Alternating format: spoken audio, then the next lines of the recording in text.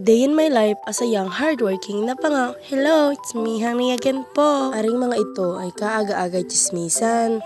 Ang kanilang apoy excited na mag-swimming. Gusto naman sa kwento. Sabi daw ay aaga ng gising, ay mga tanghali na gumising. Kaya ayan, si Alan Jose, bayong-bayo. Ito namang inaprito kong talong ay masusunog na pala. Tapos si Papa, ito problemado sa tubig. Kanina pa ay wala pang tulo hanggang ngayon. Kaya hindi din naman makakilo sila mama. Mga alas 9 na siguro bago kami makaalis ng bahay. Usapan ay alas 5.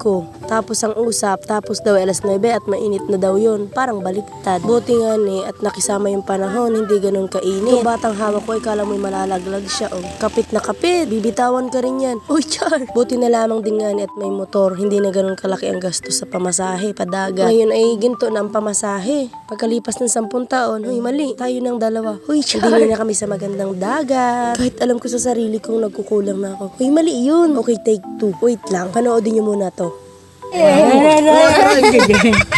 Nagkakatsa, naglola.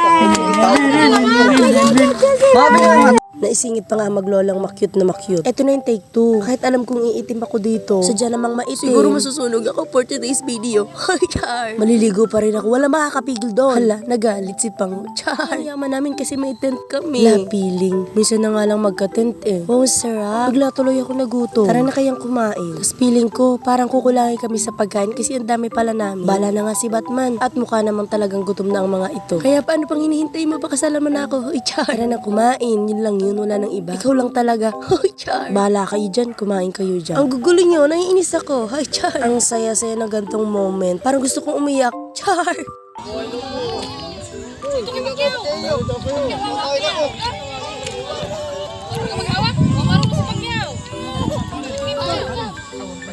Tas ito ako, nagpipiling marunong lumangon. Marunong naman talaga ako. Basta wag lalagpas sa leeg. Umuusa din naman ako sa pwesto eh. Ano akala niyo sa akin, mahinang nilalang? Char! Ang sarap ng ganitong pahinga. Tas pagkatapos niyan, sunog ka na.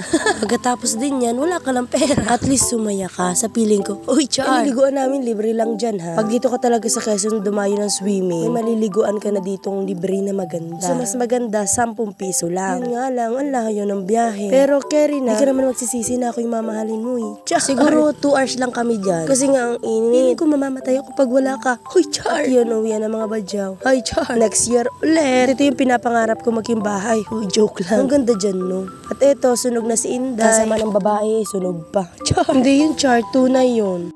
Kanino nga sa to ang pogi? At ito sila Papa at Tito, gumawa na ng bangko dito sa puno ng alateris. At eto na, nagsisimula na yung pangarap ko na mapangasawa ka. Char, ano ba yan? Sisimula na ako magpagawa ng bahay natin. Joke lang. Bahay ko. Bye-bye, mwah!